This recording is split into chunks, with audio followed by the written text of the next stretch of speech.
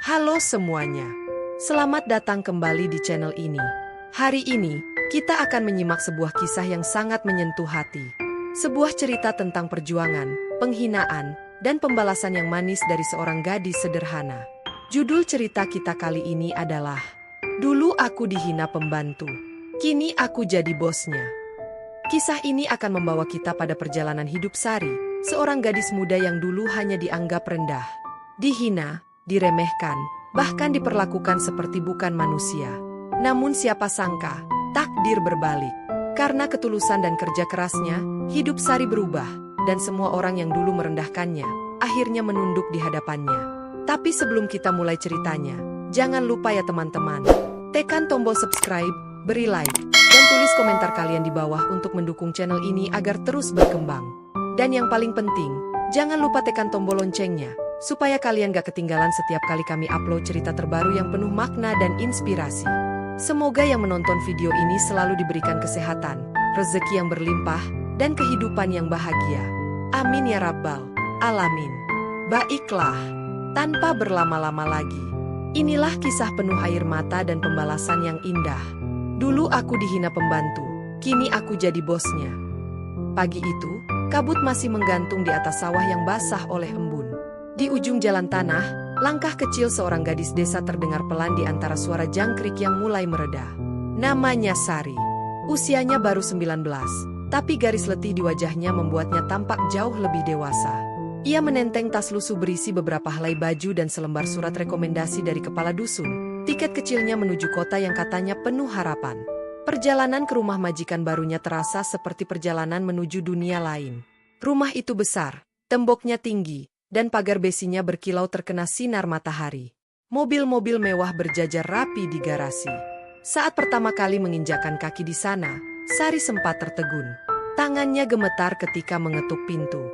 Dari dalam, suara tumit sepatu terdengar mendekat, cepat dan berwibawa. Pintu terbuka. Di hadapannya berdiri seorang wanita berusia 40 tahun, berwajah cantik namun dingin. Tatapannya menilai dari ujung kepala hingga kaki Sari. "Kamu pembantu baru?" tanyanya tanpa senyum. "Iya, Bu. Saya Sari, dari desa Karangjati," jawabnya pelan. Kelihatannya lemah. Semoga nggak cepat menyerah. Pembantu yang terakhir cuma tahan 2 minggu. Sari menunduk sopan. "Saya akan berusaha sebaik mungkin, Bu." Bu Rini, sang nyonya rumah, meliriknya sekilas sebelum berbalik. "Masuk. Jangan berdiri di situ, bikin malu dilihat tetangga." Nada suaranya menusuk, tapi Sari menuruti. Bau parfum mahal bercampur dengan aroma lantai marmer yang baru dipel. Ruang tamu itu terlalu mewah untuk matanya yang terbiasa melihat anyaman bambu dan dinding papan. Ia merasa seperti setitik debu di antara kilau emas. Hari pertamanya langsung dimulai tanpa banyak penjelasan. "Kamar kamu di belakang, dekat dapur. Cuci piring, sapu halaman, bersihkan kamar anak saya, jangan malas," kata Bu Rini cepat, seperti membaca daftar barang. Sari mengangguk, berusaha mencatat semuanya di kepalanya. Ia tak ingin salah, apalagi dimarahi di hari pertama. Tapi siang itu, ketika ia tanpa sengaja memecahkan piring mahal karena licin, suara teriakan membuat jantungnya hampir berhenti. "Dasar kampungan! Kamu tahu nggak harga piring ini berapa?" 100.000 satu. 100.000, teriak Bu Rini sambil menunjuk pecahan di lantai. Sari terdiam, keringat dingin menetes dari pelipisnya. Ia mencoba menjelaskan, "Maaf, buta di tanganku." "Tutup mulutmu. Sudah bodoh, nggak becus, sekarang bikin rugi." Nada itu begitu tajam, menusuk telinga dan hati. Di sudut ruangan, anak Bu Rini yang berumur 10 tahun menatap dengan mata polos, lalu terkekeh kecil seolah ibunya baru saja membuat lelucon. Sari merunduk, memunguti pecahan piring satu persatu dengan tangan gemetar. Darah mengalir dari ujung jarinya, tapi ia pura-pura tak merasa sakit. Ia tahu, jika terlihat lemah, ia akan dipecat sebelum malam tiba. "Cepat bereskan. Dan jangan biarkan lantai ini kotor sedikit pun," ucap Bu Rini lagi sebelum pergi. Langkah sepatunya berdetak cepat di lantai marmer. Sari berjongkok, menatap pantulan wajahnya di pecahan piring. Mata itu berair, tapi ia menahan tangis. Ia berkata dalam hati, "Aku harus kuat. Kalau aku menyerah sekarang, apa kata ibu di kampung?" Suara jam dinding berdetak pelan, menggema di ruang besar yang tiba-tiba terasa dingin dan sepi. Di luar, hujan rintik mulai turun, seolah langit ikut merasakan perih di dadanya. Malamnya, Sari duduk di pojok kamar kecil di belakang dapur. Dindingnya lembab, langit-langitnya rendah, dan tikus-tikus berlari di atas genteng. Ia memeluk lutut, memandangi seragam pembantu berwarna abu-abu yang tergantung di paku. Ia mengusap bagian yang robek di ujungnya, lalu tersenyum pahit. "Tidak apa-apa," bisiknya pada dirinya sendiri. "Besok aku belajar lagi. Besok pasti lebih baik." Namun dalam hati kecilnya, ada ketakutan yang belum pernah ia rasakan sebelumnya. Apakah ia benar-benar sanggup bertahan di rumah ini? Atau justru, rumah besar itu perlahan akan menelan mimpinya yang kecil? Malam itu sunyi. Hanya suara detak jam tua di dapur yang terdengar, berdetak lambat seakan ikut merasakan lelahnya Sari. Lampu kamar kecil di pojok belakang rumah redup, cahayanya berkelip karena hampir putus. Udara lembab menempel di kulit, dan bau sabun cuci dari ember di sudut ruangan seolah tak pernah hilang. Di atas kasur tipis, Sari duduk memeluk lutut, tubuhnya gemetar halus menahan tangis yang tertahan sejak siang. Setiap kali mengingat kata-kata Burini, dadanya terasa sesak. Ia berusaha keras menahan air mata, tapi suaranya pecah juga dalam bisikan. "Kenapa aku selalu salah di matanya? Aku cuma ingin kerja, cuma ingin bantu ibu di kampung." Ia menutup wajah dengan kedua tangan, bahunya berguncang. Dari luar, terdengar suara tawa keluarga majikannya di ruang makan. Gelak tawa mereka terdengar seperti pisau yang menggores hatinya. Jarak antara dunia mereka dan dunianya begitu jauh. Mereka makan di meja panjang dengan lampu kristal berkilau, sementara ia hanya punya sepiring nasi dingin dan sambal yang ia simpan dari makan siang tadi. Ketika ia hendak memejamkan mata, suara langkah kaki mendekat. Sari cepat-cepat berbaring pura-pura tidur. Pintu kamar kecilnya terbuka sedikit. Bayangan tubuh Burini muncul di ambang pintu. Suaranya dingin. "Kamu belum tidur? Besok pagi bangun jam 4. Saya nggak mau lihat halaman masih kotor waktu saya keluar rumah." Sari mengangguk pelan tanpa berani menatap. "Dan jangan lupa, baju seragam kamu cuci sendiri. Pembantu di sini harus mandiri. Jangan manja." Pintu ditutup lagi, meninggalkan aroma parfum mahal yang membuat Sari mual. Ia menarik napas panjang, menatap langit-langit yang retak. "Mandiri," katanya, gumamnya lirih. "Padahal aku bahkan gak punya waktu buat diriku sendiri." Tangannya meraih sebuah foto kecil yang ia letakkan di bawah bantal. Foto ibunya yang tersenyum di depan rumah bambu. Ia usap perlahan, seolah bisa merasakan hangat tangan ibunya di sana. "Bu, Sari kuat, ya." Sari nggak akan menyerah. Tapi suaranya gemetar. Ia tak yakin apakah dirinya benar-benar kuat. Beberapa minggu berlalu, dan perlakuan buruk itu menjadi kebiasaan baru dalam hidupnya. Burini selalu mencari alasan untuk memarahi. Gelas yang tak sejajar di rak, lantai yang tak cukup mengilap, bahkan rambut Sari yang dianggap terlalu berantakan untuk dilihat tamu. "Kalau kamu nggak bisa kerja rapi, ngapain kamu hidup di kota?" bentaknya suatu pagi. Sari menunduk dalam, kedua tangannya meremas kain pel di genggamannya. "Saya minta maaf, Bu. Maaf terus. Maaf nggak bikin rumah ini bersih." Suara bentakan itu menggema di dinding rumah besar, sementara suara Sari nyaris tak terdengar di tengah deru mobil majikannya yang pergi ke kantor. Setiap malam, setelah semua pekerjaan selesai, Sari akan duduk di tangga belakang rumah, menatap langit kota yang dipenuhi lampu tapi tak ada bintang. Ia selalu berpikir, mungkin langit di desa masih lebih jujur, gelap tapi penuh harapan. Kadang ia menulis hal-hal kecil di buku sobek yang ia simpan di bawah kasur. "Hari ini aku nggak dimarahi saat nyapu. Hari ini aku dikasih sisa ayam goreng. Hari ini aku masih kuat." Catatan kecil itu jadi cara satu-satunya agar hatinya tetap hidup. Suatu malam, ia mendengar suara di kamar anak majikannya. Anak itu, Dimas, sedang menangis pelan. Ia mengetuk pintu dan berkata lembut, "Mas Dimas, kenapa?" Anak itu menjawab di antara isak tangis, "Mama marah karena nilai aku jelek. Aku takut Mama nggak sayang lagi."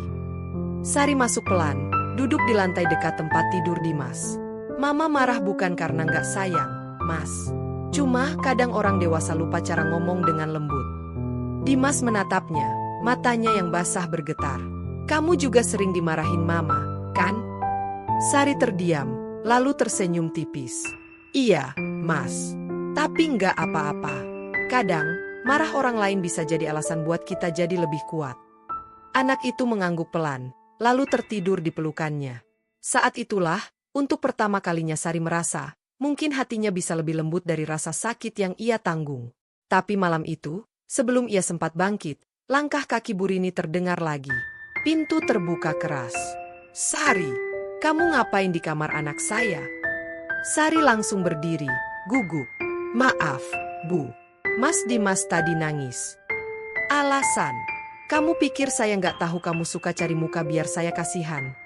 Suara bentakan itu menggema, membuat Dimas terbangun ketakutan. Sari menunduk, bibirnya bergetar. "Saya cuma mau bantu, Bu.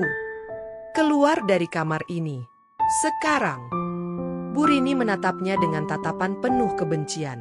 Sari melangkah keluar tanpa suara, tapi di matanya ada air yang tak tertahan lagi. Malam itu ia kembali ke kamarnya, wajahnya pucat, matanya sembab. Di luar, angin bertiup kencang, membuat jendela kecilnya bergetar. Ia duduk di lantai dingin, menatap tangannya yang kotor dan kasar. "Aku cuma pengen berbuat baik, kenapa selalu salah?" katanya pelan. Ia menatap foto ibunya lagi, kali ini dengan air mata yang jatuh deras. "Bu, aku kangen. Aku capek. Tapi aku nggak akan pulang sebelum jadi seseorang yang ibu bisa banggakan." Suara hujan turun makin deras di luar, membasahi halaman, menutupi isaknya. Tapi di antara tangis itu, muncul secercah tekad yang tak padam. Dalam hatinya, Sari berjanji, malam-malam penuh luka ini tidak akan sia-sia. Ia akan bertahan, berjuang, dan suatu hari, semua yang menghina akan tahu siapa sebenarnya dirinya. Dan saat itu tiba, mungkin air matanya tak lagi jatuh karena sakit, tapi karena kemenangan yang lahir dari luka. Pagi itu udara di dapur terasa panas dan sesak. Asap dari tumisan bawang yang terlalu lama di wajan membuat mata Sari perih. Tangannya lincah, tapi pikirannya melayang. Suara tawa Bu Rini dan teman-temannya dari ruang tamu terdengar jelas. Mereka sedang membicarakan liburan ke luar negeri, sambil menyeruput jus jeruk segar yang baru saja ia buat. Sari tersenyum kecut. Dalam hatinya, ia hanya bisa berlibur lewat mimpi. Siang itu, ketika sedang membersihkan kamar anak majikannya, matanya tertuju pada meja belajar Dimas. Di atasnya, laptop terbuka dengan layar yang menyala. Ada video tutorial tentang bisnis online, dengan suara seorang wanita menjelaskan cara menjual produk di media sosial. Sari berhenti sejenak, pandangannya terpaku. Ia menoleh ke kiri dan ke kanan memastikan tak ada yang melihat. Lalu, dengan hati-hati, ia mendekat dan membaca tulisan di layar. Cara membuka usaha online dari nol. Bibirnya bergetar, jantungnya berdebar. Dunia yang tidak pernah ia bayangkan terbentang di depan matanya, di layar kecil itu. Tiba-tiba, suara langkah kaki membuatnya panik. Ia buru-buru menutup laptop dan berpura-pura menyapu. Tapi yang datang hanyalah Dimas. Anak itu tersenyum kecil. "Kamu ngapain liatin laptop aku?" Sari gugup. "Maaf, Mas, saya cuma penasaran. Mas lagi belajar apa sih?" "Bisnis online. Papa suruh aku belajar supaya nanti bisa jualan produk sendiri. Tapi aku bosen." Sari menatap layar itu lagi, kali ini dengan sorot mata berbeda. Kalau bisa jualan, artinya bisa punya penghasilan tanpa kerja di luar. "Ya, Mas?" "Iya, katanya gitu. Asal rajin dan tahu cara promosi." "Promosi?" "Iya, kayak jualan di Instagram, TikTok, gitu. Gampang kok." Dimas mengangkat bahu lalu pergi keluar kamar. Kata itu terus berputar di kepala Sari sepanjang sore. Bisnis online, promosi, jualan. Malamnya, setelah pekerjaan selesai dan rumah mulai sunyi, Sari duduk di dapur.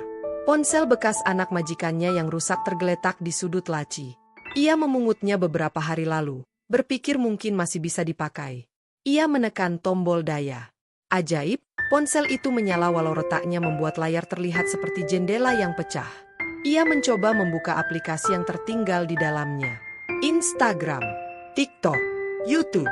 Dunia yang dulu asing kini ada di genggamannya.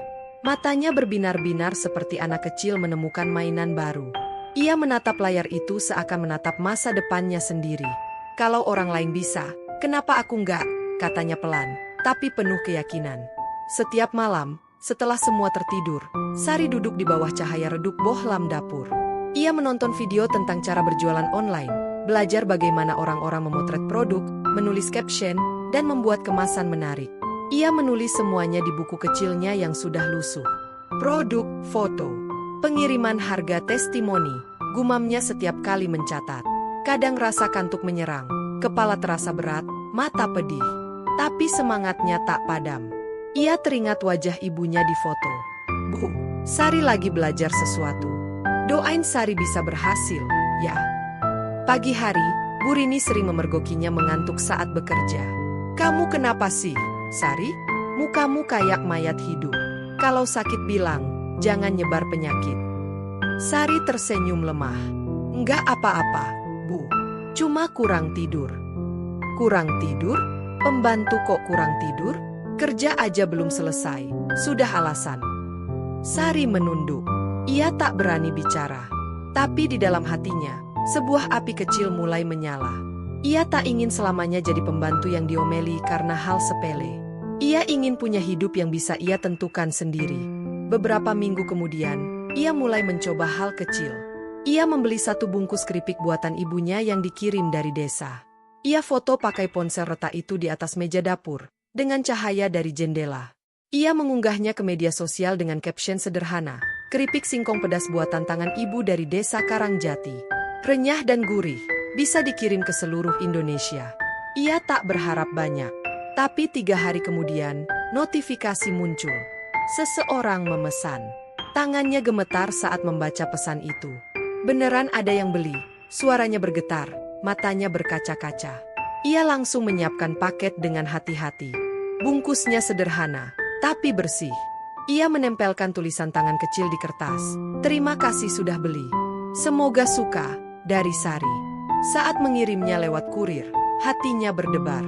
Ia berdiri di depan pintu rumah besar itu, menatap motor kurir yang menjauh sambil membawa paket kecilnya. Ia tahu nilainya tak seberapa, tapi di hatinya, itu adalah langkah pertama keluar dari belenggu yang selama ini menahannya. Malamnya, ia kembali menatap layar ponsel yang kini menjadi sahabatnya. Ia tersenyum kecil.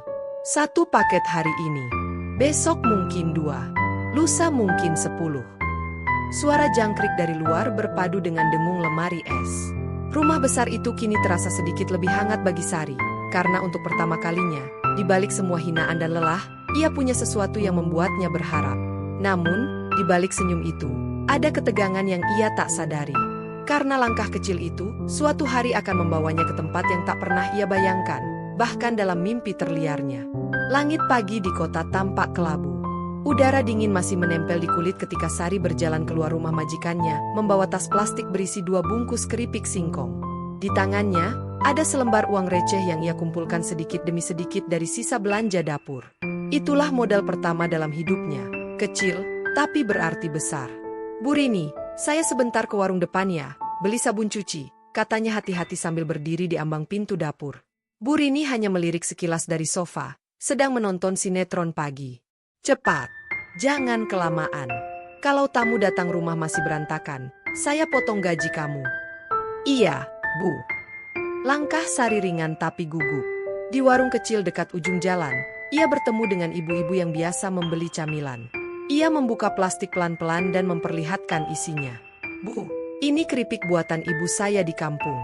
Mau coba? Seorang ibu muda mengambil 1, menggigit, lalu tersenyum. Renyah. Ya, pedasnya pas. Berapa 1 bungkus? 10.000, Bu. Ya udah, saya beli 2. Anak-anak pasti suka. Sari menunduk berterima kasih, hatinya bergetar. 2 bungkus terjual. Untuk orang lain mungkin sepele, tapi bagi Sari, rasanya seperti memenangkan dunia. Sore itu, setelah menyelesaikan pekerjaan rumah, Sari duduk di dapur sambil menghitung uang hasil jualan pertamanya. Rp20.000. Ia tersenyum, air matanya hampir jatuh. 2 bungkus cuma 2, tapi dari sini semuanya mulai. Ia memandangi ponsel retak di tangannya dan mulai menulis status baru. Terima kasih yang sudah pesan keripik singkong hari ini. Yang mau coba, bisa pesan lewat DM ya. Beberapa hari kemudian, pesanan bertambah. Teman-teman sesama pembantu yang bekerja di kompleks itu mulai membeli juga. Sari, aku pesen 5 bungkus ya. Buat dikirim ke kampung, kata salah satu di antaranya. Boleh banget, Mbak. Aku bungkusin rapi. Mereka tertawa bersama di belakang rumah, menikmati waktu istirahat sejenak sebelum kembali bekerja. Di tengah tawa itu, Sari merasa hangat, bukan karena uang, tapi karena ia mulai punya sesuatu yang bisa dibanggakan tanpa harus menyembunyikannya. Namun, diam-diam Sari tahu bahwa pekerjaannya ini harus tetap disembunyikan dari Bu Rini. Ia tidak ingin masalah. Jadi setiap kali mengemas pesanan, ia melakukannya larut malam, di dapur kecil dengan lampu redup. Suara plastik berdesir menjadi teman setianya, sementara waktu berdetak cepat mendekati subuh. Kadang, Dimas, anak majikannya, turun diam-diam dan menemukannya sedang bekerja. "Kamu belum tidur, Sari?" tanya Dimas sambil menguap. Sari tersenyum, jari-jarinya masih sibuk melipat bungkus keripik. "Belum, Mas. Lagi siapin pesanan. Buat jualanmu itu, ya?" "Iya. Doain laku, Mas." Dimas tersenyum kecil. "Aku bantu promosi deh. Aku post di story aku, boleh?" Sari menatapnya kaget. "Jangan, Mas, nanti Mama marah." Dimas mengangkat bahu. "Mama nggak lihat story aku kok. Tenang aja." Esok harinya, ponsel Sari bergetar bertubi-tubi. Pesan masuk dari beberapa orang. Semua menanyakan hal yang sama. "Keripik kamu masih ada? Aku mau order." Sari memegang dadanya, nyaris tak percaya. Ia tak tahu kalau Dimas punya banyak teman di sekolah dan media sosial. Dalam semalam, usahanya meledak. Tapi kebahagiaan itu juga datang dengan risiko. Suatu siang, ketika ia sedang mencatat daftar pesanan di kertas kecil, suara langkah keras terdengar dari belakang. "Sari, kamu ngapain duduk-duduk di dapur?" teriak Bu Rini dari ambang pintu. Sari tersentak, buru-buru menyembunyikan kertas di balik punggung. "Enggak, Bu, cuma nulis daftar belanja." Bu Rini menatap curiga. "Sini lihat." Sari menelan ludah. "Ini cuma catatan kecil, Bu. Kasih sini." Suara Bu Rini meninggi. Sari tak punya pilihan. Ia menyerahkan kertas itu. Bu Rini membaca dengan mata menyipit.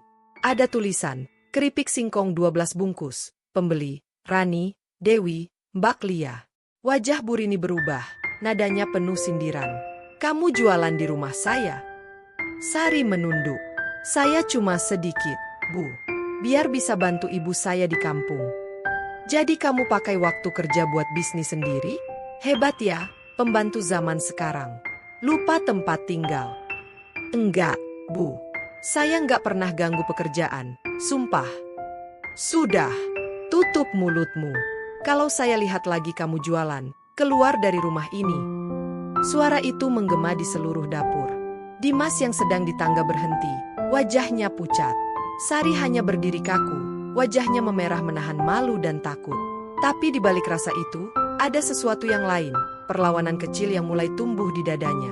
Malamnya, ia duduk di kamarnya, memandangi ponsel di tangannya. Jantungnya masih berdetak cepat. Tapi tiba-tiba, pesan baru masuk. Dari salah satu pelanggan.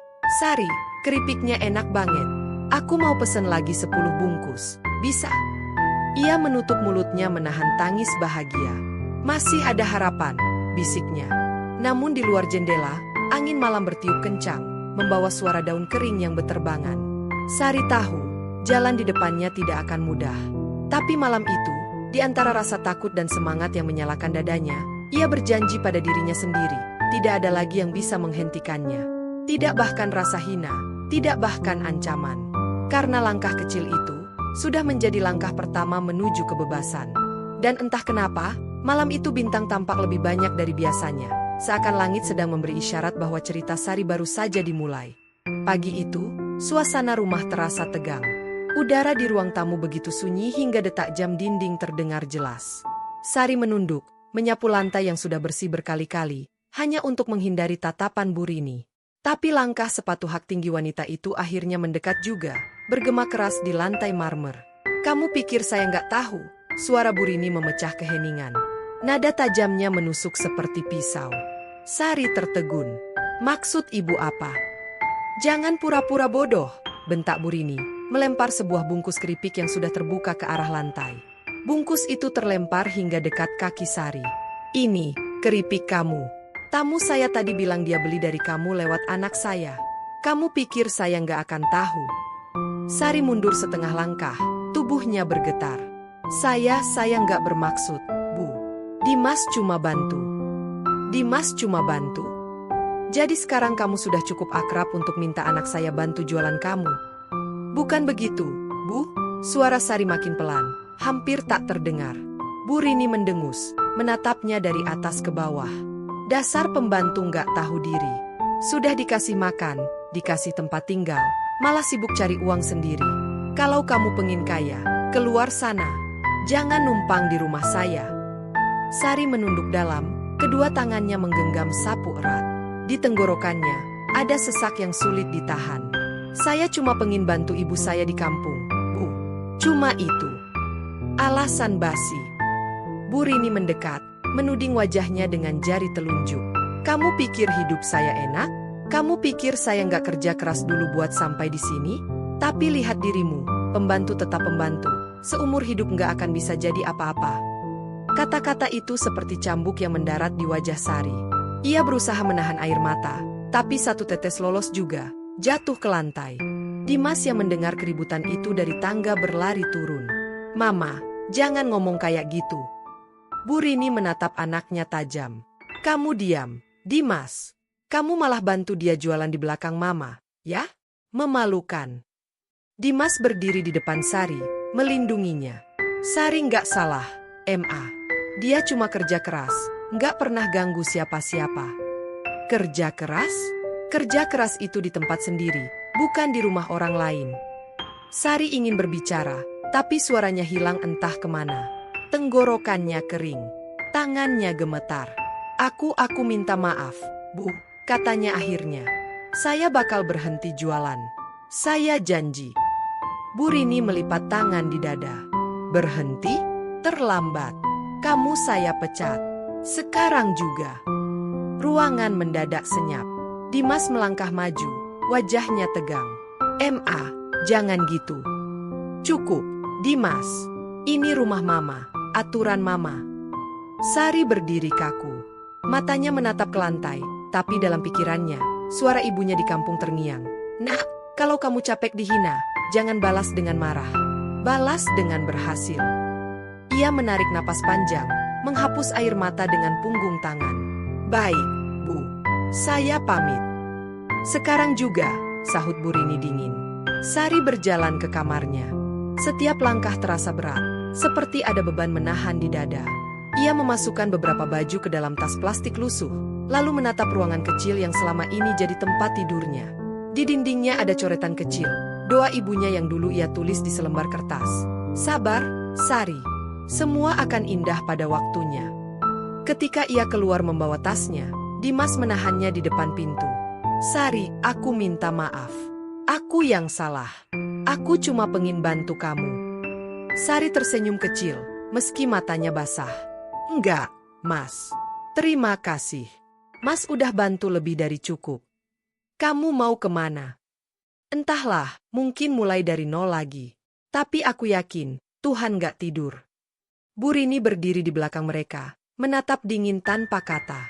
Sari menunduk sopan. Terima kasih, Bu sudah menampung saya selama ini.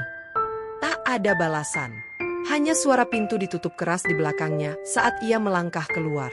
Di luar, angin sore berembus, membawa aroma hujan yang belum turun. Langit tampak muram, tapi di kejauhan ada secercah cahaya oranye dari matahari yang hampir tenggelam. Sari berdiri di pinggir jalan, memeluk tasnya erat. Di hatinya, rasa sakit berubah jadi tekad. Aku memang pembantu, gumamnya lirih, tapi aku juga manusia. Dan suatu hari, aku bakal bikin mereka tahu kalau aku juga bisa berdiri di atas kaki sendiri. Hujan mulai turun perlahan, membasahi wajahnya, entah air mata, entah air langit. Ia melangkah pergi tanpa menoleh lagi, meninggalkan rumah itu, meninggalkan semua luka yang akan kelak berubah menjadi kekuatan. Dan di kejauhan, suara petir menggema, seolah dunia sedang menyaksikan lahirnya seseorang yang baru. Hujan masih menetes lembut malam itu. Sari duduk di teras kontrakan kecil milik seorang teman lama, Rina, sesama pembantu yang dulu sempat kerja di rumah sebelah Bu Rini.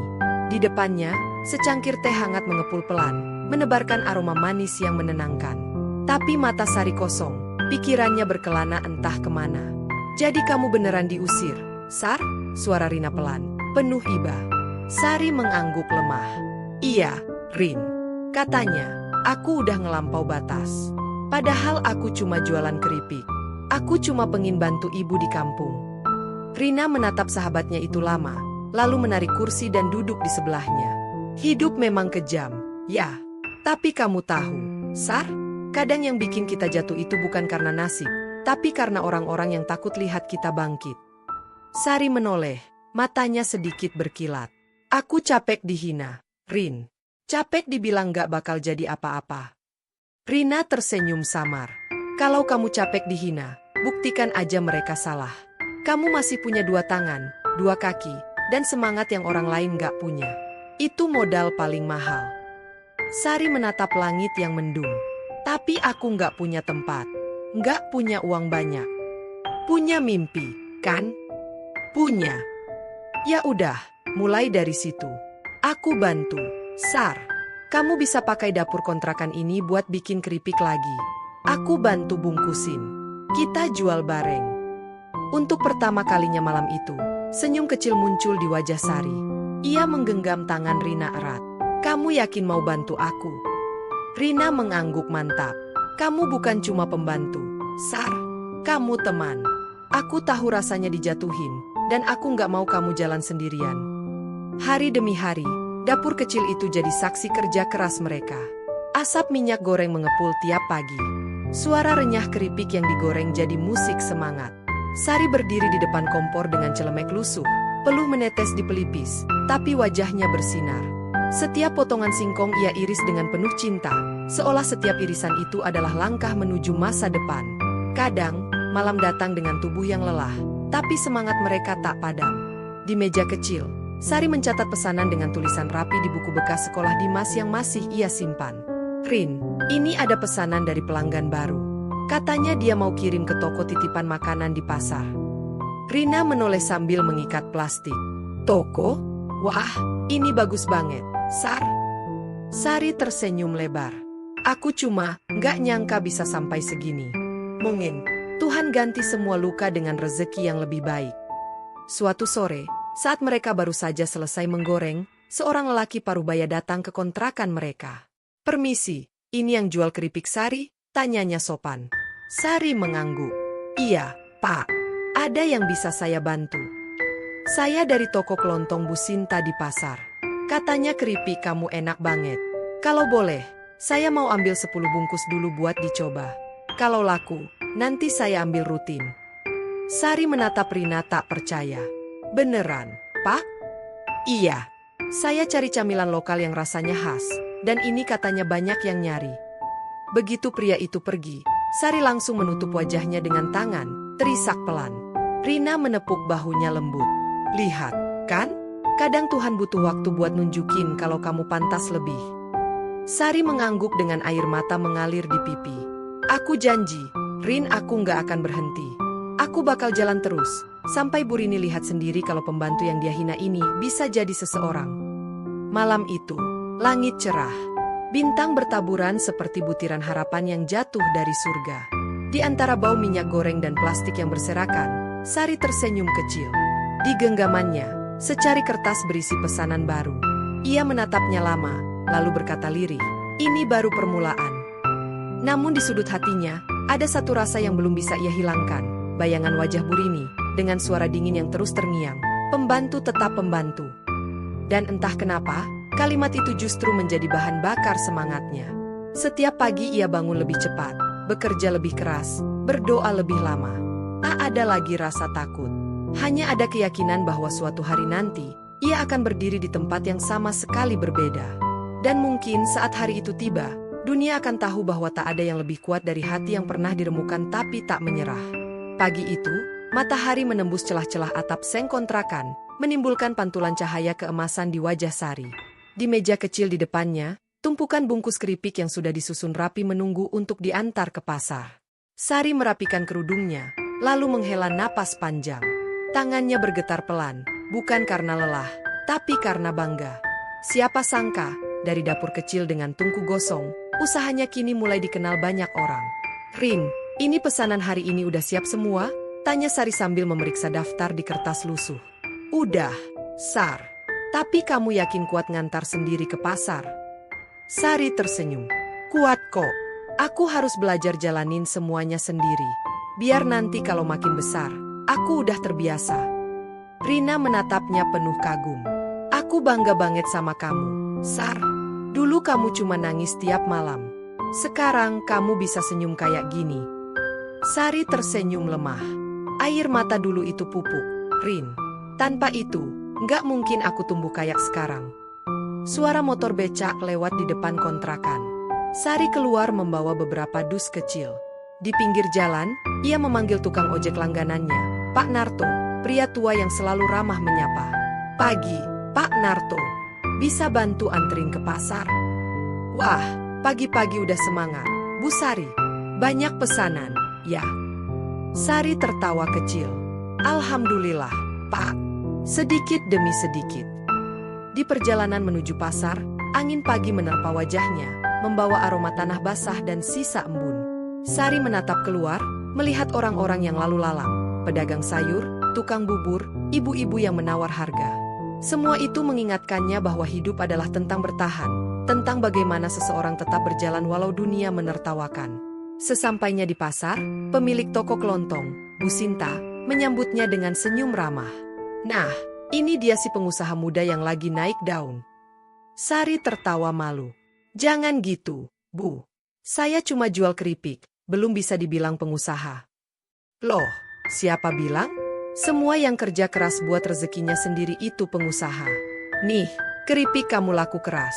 Loh, banyak pelanggan nanya kapan stok baru datang. Sari tertegun. Serius, Bu? Serius? Kalau kamu bisa konsisten, saya mau pesen rutin 2 kali seminggu. Sari hampir tak percaya. Matanya berbinar. Makasih banyak, Bu Sinta. Saya bakal usahain biar stoknya selalu ada. Setelah meninggalkan toko, Sari duduk sebentar di warung kopi kecil di pojok pasar. Ia membuka ponsel tuanya. Kini sudah dipenuhi pesan-pesan pesanan baru. Ada yang dari ibu rumah tangga, ada yang dari karyawan kantor. Bahkan ada satu pesan dari seseorang yang mengaku pemilik kafe kecil di kota. Keripik kamu unik. Bisa kirim sampel ke alamat saya? Kalau cocok, saya mau jadi reseller.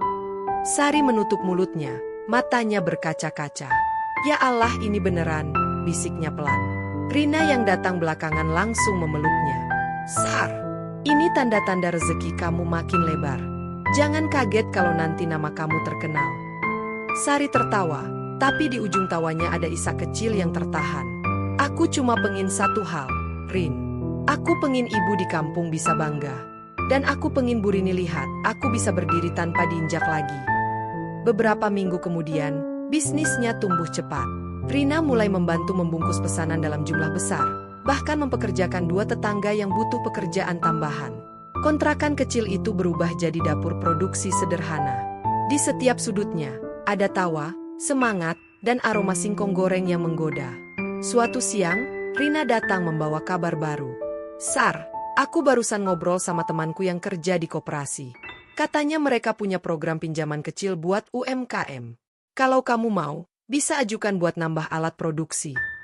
Sari menatapnya penuh harap. Serius, Rin? Berarti aku bisa beli mesin pengiris singkong? Iya, jadi kamu nggak usah iris manual terus. Kasian tanganmu tuh udah lecet semua. Sari tersenyum, melihat tangannya yang memang penuh bekas luka kecil. Luka ini saksi, Rin. Tapi kalau bisa kerja lebih cepat, kenapa enggak? Aku mau coba. Beberapa hari kemudian, ia pergi ke koperasi dengan setumpuk berkas dan secuil keberanian. Petugas koperasi menatapnya dengan ramah. Usaha keripik, ya? Ini produk kamu. Iya, Pak. Saya buat sendiri. Petugas itu mencoba 1 potong, lalu mengangguk puas. Rasanya enak, kualitasnya bagus. Kamu layak dapat bantuan modal kecil. Cuma, nanti butuh tanda tangan penjamin. Sari terdiam sejenak. Penjamin? Tapi saya nggak punya keluarga di sini. Petugas itu berpikir sejenak. Kalau kamu bisa tunjukin bukti penjualan stabil, mungkin bisa tanpa penjamin. Sari mengeluarkan catatan pesanan dan foto-foto dari ponselnya. Ini, Pak, semua pesanan dari pelanggan tetap. Petugas itu tersenyum. Luar biasa. Kamu kerja keras sekali. Baiklah, saya bantu ajukan. Nanti kalau disetujui, kamu akan dapat modal alat produksi. Ketika keluar dari kantor koperasi, Sari berhenti di depan gedung, menatap langit biru yang cerah. Hatinya penuh rasa syukur. Tapi di antara rasa itu, ada satu bisikan lembut dalam hatinya. Ini baru awal. Jangan puas dulu. Ia memandangi jemarinya yang masih berbalur minyak dan luka, lalu tersenyum. Aku nggak akan berhenti, karena cahaya ini baru saja muncul. Namun jauh di dalam dirinya, ada firasat bahwa setiap cahaya selalu diiringi bayangan. Dan bayangan itu mulai bergerak pelan, menunggu waktu untuk kembali ke hidupnya, dalam wujud yang tak pernah ia duga sebelumnya. Suatu sore, setelah mengantarkan pesanan ke toko langganan, Sari berhenti di sebuah kafe kecil di sudut jalan utama. Kafe itu tampak hangat, jendela-jendelanya besar, dan aroma kopi bercampur dengan wangi roti panggang memenuhi udara. Ia duduk di pojok, menunggu seseorang yang tadi siang mengirim pesan padanya melalui WhatsApp bisnis. Saya ingin kerjasama untuk suplai keripik Anda secara rutin. Bisa kita bertemu sore ini? Ia menatap sekeliling. Hatinya berdebar. Ini bukan sekadar pembeli, tapi mungkin peluang besar. Ia menggenggam map berisi proposal sederhana yang ia ketik di warnet semalam. Tangannya masih gemetar ketika membuka halaman depan. Tenang, Sar, gumamnya pada diri sendiri. Kamu udah sampai sejauh ini. Jangan takut lagi. Beberapa menit kemudian, suara langkah sepatu terdengar mendekat. Sari menoleh, dan napasnya langsung tertahan. Di hadapannya berdiri seorang pria muda berpakaian rapi, membawa laptop dan senyum ramah. Sari. Sari menatap tak percaya. Dimas? Anak majikannya. Orang yang dulu membelanya ketika ia diusir. Kini, berdiri di depan mata dengan penampilan yang jauh lebih dewasa. Jasnya elegan, rambutnya disisir rapi, dan matanya, mata yang sama, tapi kini menyimpan sesuatu yang berbeda, kebanggaan dan rasa bersalah yang samar. Saya kira tadi salah orang, kata Dimas sambil tertawa canggung. Tapi waktu saya lihat nama brandnya, keripik rasa Sari, saya langsung tahu itu kamu. Sari mencoba tersenyum, tapi suaranya bergetar. Aku nggak nyangka bisa ketemu kamu di sini. Aku juga. Aku sekarang kerja di perusahaan pemasaran makanan lokal. Dan pas bosku bilang cari produk camilan lokal yang otentik, aku lihat foto keripik kamu. Aku langsung bilang, aku tahu orang di balik ini. Sari menatap meja, jantungnya berdegup kencang. Ingatan masa lalu berputar di kepalanya. Suara bentakan Burini, wajahnya yang dingin, hinaan yang dulu membuatnya terpuruk. Ia menarik napas dalam-dalam sebelum berbicara. Jadi kamu yang mau kerja sama? Dimas mengangguk. Iya, aku nggak cuma mau kerja sama, Sar. Aku mau bantu produk kamu masuk ke pasar yang lebih besar. Aku tahu kualitas kamu bagus, dan aku yakin orang bakal suka. Sari terdiam lama. Suasana di kafe seketika terasa sempit, seolah semua suara menghilang kecuali detak jantungnya sendiri. Dimas, kamu tahu nggak, terakhir kali kita ketemu, aku keluar dari rumah kamu sambil bawa tas plastik dan air mata. Dimas menunduk. Aku tahu, dan aku masih nyesel sampai sekarang. Kenapa kamu bantu aku sekarang? Karena waktu itu aku nggak bisa bantu kamu lebih banyak. Sekarang aku bisa. Aku pengen tebus itu, Sar. Sari menghela napas panjang. Aku udah nggak nyalahin siapa-siapa, Dimas. Waktu itu aku cuma pembantu. Sekarang aku masih belajar jadi pengusaha kecil. Tapi aku janji, aku nggak akan lupa tempat aku mulai. Dimas tersenyum. Dan itu alasan kenapa kamu berhasil. Kamu nggak berubah, tapi kamu tumbuh. Mereka duduk lama membicarakan kerjasama. Dimas menjelaskan rencananya, memperluas distribusi ke minimarket, membuat desain kemasan baru, dan membantu promosi digital. Aku nggak mau ubah cita rasa kamu, Sar, katanya lembut. Aku cuma pengen bantu biar lebih banyak orang tahu seberapa hebat kamu. Sari memandangnya dengan mata berkaca. Kalau waktu itu kamu nggak bantu promosiin di story kamu, mungkin aku nggak akan sampai sini. Jadi, terima kasih untuk semuanya. Dimas tertawa kecil. Kalau gitu, aku mau minta satu hal sebagai gantinya. Sari mengerutkan kening. Apa? Kalau nanti kamu sukses besar, janji kamu masih mau ingat aku. Sari tersenyum tulus. Aku nggak pernah lupa orang yang pernah nolong aku, Dimas. Termasuk kamu. Ketika mereka berpisah sore itu, matahari hampir tenggelam. Sari berdiri di depan kafe, menatap langit jingga yang indah. Di hatinya, ada rasa hangat, campuran antara syukur, haru, dan semangat baru. Tapi di balik semua itu, ada satu hal yang belum ia sadari, pertemuan itu bukan kebetulan. Itu adalah jembatan menuju masa depan, sekaligus jalan menuju masa lalunya yang belum sepenuhnya selesai. Karena beberapa hari kemudian, seseorang lain dari masa lalunya akan mengetuk pintu hidupnya, seseorang yang dulu menghancurkannya, dan kini, tanpa sadar, akan datang untuk meminta sesuatu darinya. Hari itu, hujan turun deras. Langit kelabu menutupi kota, dan suara rintik hujan memantul di atap rumah sederhana milik Sari. Ia baru saja selesai mengecek pesanan online yang masuk ketika terdengar suara ketukan di pintu. Pelan tapi tegas. Ia menghapus tangan yang masih bertepung, lalu berjalan menuju pintu sambil mengelapnya dengan kain. Ketika pintu dibuka, dunia seolah berhenti berputar. Di hadapannya berdiri seorang wanita parubaya dengan rambut sebagian memutih, wajah tirus, dan tubuh yang tampak lebih kecil dari yang ia ingat. Bajunya lusuh, dan di tangannya hanya ada sebuah tas kecil yang basah oleh hujan. Sari menatap tanpa suara, matanya membesar. "Bu, Rini."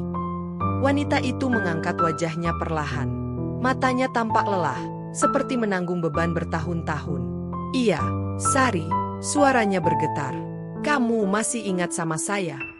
Sari menelan ludah. "Gimana saya bisa lupa, Bu?" Beberapa detik hening menyelimuti mereka. Hanya suara hujan yang menemani. Sari berdiri mematung, antara marah, kaget, dan kasihan. Ia menatap wanita yang dulu berdiri di atasnya, wanita yang dulu menyuruhnya menyikat lantai sambil dihina di depan anak-anak. Sekarang, wanita itu berdiri di depan pintunya, menggigil kedinginan, dan menatap dengan mata penuh permohonan. Bu Rini menunduk. "Boleh saya masuk?" katanya lirih. Sari terdiam sejenak sebelum mempersilakan. "Silakan, Bu." Wanita itu melangkah perlahan, menatap sekeliling ruang tamu yang sederhana tapi hangat. Ada rak kayu berisi toples-toples keripik, meja kerja kecil, dan aroma gorengan yang khas. "Ini rumah kamu?" tanya Bu Rini pelan. "Iya, Bu. Rumah sekaligus tempat produksi." Bu Rini mengangguk kecil. "Indah, nyaman. Kamu sudah jauh lebih baik dari dulu, ya?" Sari tersenyum samar. "Saya berusaha, Bu." Hening lagi. Lalu Bu Rini menatap Sari dengan mata basah. "Saya malu datang ke sini, Sar. Tapi saya nggak tahu lagi harus kemana." Sari menatapnya dengan hati berdebar. "Ada apa, Bu?" "Dimas, dia sekarang kerja di luar kota. Rumah sudah dijual, usaha saya bangkrut, dan saya sakit. Dokter bilang saya kena komplikasi ginjal." Sari tercekat. Ia ingin marah, ingin berkata bahwa semua yang terjadi adalah karma. Tapi hatinya menolak. Ia hanya menatap Bu Rini yang kini terlihat begitu rapuh. Bukan lagi wanita sombong yang dulu menghina, tapi seorang ibu yang kehilangan segalanya. "Maaf saya datang tiba-tiba, Sar," lanjut Bu Rini, suaranya parau. "Saya dengar dari Dimas kamu punya usaha keripik. Dia bilang kamu orang baik dan saya cuma butuh tempat tinggal sementara." Sari menggenggam tangannya erat. "Bu, kenapa nggak bilang sama Dimas? Dia sibuk, Sar. Dan saya nggak mau jadi beban anak sendiri lagi." Air mata menetes di pipinya, bercampur dengan sisa hujan di wajahnya. "Saya nggak minta banyak. Cuma tempat buat tidur beberapa hari. Kalau kamu nggak keberatan." Sari menutup matanya sebentar. Dalam kepalanya, muncul kenangan masa lalu, suara hinaan, ejekan, dan air mata yang dulu ia telan diam-diam. Tapi saat menatap Bu Rini, semua rasa sakit itu tak lagi sama. Ia sadar, dendam tak membuat hidupnya lebih baik. Ia menarik napas panjang. "Bu, kalau ibu mau tinggal di sini sementara, silakan. Tapi bukan karena saya kasihan. Karena saya tahu setiap orang berhak dikasih kesempatan kedua." Bu Rini terisak. Ia menutupi wajahnya dengan tangan, lalu berlutut sambil menangis. "Sari, maafkan saya. Saya dulu jahat banget sama kamu. Saya pikir kamu cuma pembantu, nggak punya harga diri, nggak pantas dihargai. Tapi lihat kamu sekarang, kamu jauh lebih manusia daripada saya." Sari ikut meneteskan air mata, tapi bukan karena sedih. "Bu, saya udah maafin ibu sejak lama. Kalau saya masih simpan benci, saya nggak akan bisa sampai di titik ini." Ia mendekat dan membantu Bu Rini berdiri. "Sekarang udah malam. Ibu mandi dulu, ganti baju. Nanti saya siapkan makan malam. Bu Rini memandangnya lama, matanya bergetar menahan tangis. Kamu masih sebaik itu, ya, Sar? Sari hanya tersenyum. Saya cuma ngelakuin hal yang dulu saya harap orang lain lakuin ke saya. Malam itu, suara hujan terus mengguyur atap rumah mereka. Di dapur, Sari menyiapkan sup hangat sambil melirik ke arah ruang tamu, tempat Bu Rini terlelap di kursi panjang. Hatinya campur aduk, antara lega dan haru. Tapi di sudut lain hatinya, ada rasa takut yang tak bisa ia jelaskan. Karena setiap kedatangan membawa perubahan, dan entah kenapa, firasatnya mengatakan bahwa kedatangan Bu Rini bukan hanya tentang menumpang, tapi tentang sesuatu yang lebih dalam. Sesuatu yang akan menguji hati dan ketulusan Sari sekali lagi. Pagi itu matahari bersinar lembut, menembus tirai jendela kecil di dapur rumah Sari. Udara masih dingin sisa hujan semalam, tapi suasana rumah terasa hangat. Aroma kopi dan roti bakar memenuhi ruangan, berpadu dengan suara lembut radio yang memutar lagu lawas. Sari berdiri di dekat kompor, menyiapkan sarapan sambil sesekali menatap ruang tamu. Di sana, Bu Rini duduk bersandar di kursi, mengenakan pakaian bersih yang baru saja dicucikan Sari. Wajahnya tampak tenang, meski gurat lelah masih jelas terlihat. Bu, ini sarapannya. Masih hangat, kata Sari pelan sambil meletakkan nampan di meja kecil. Bu Rini menatap piring itu lama, sebelum tersenyum getir. Kamu masih ingat aja caranya ngurus orang, ya? Dulu kamu juga suka nyiapin sarapan buat saya. Sari tersenyum samar. Iya, Bu. Cuma bedanya sekarang saya yang masakin bukan karena disuruh, tapi karena saya ikhlas. Bu Rini tertawa kecil, tapi air mata tiba-tiba jatuh tanpa ia sadari. Ia menunduk, berusaha menyembunyikannya. Sari, kamu tahu nggak, waktu kamu pergi dulu, rumah itu rasanya sepi banget. Saya pikir cuma kehilangan pembantu, tapi ternyata saya kehilangan seseorang yang tulus.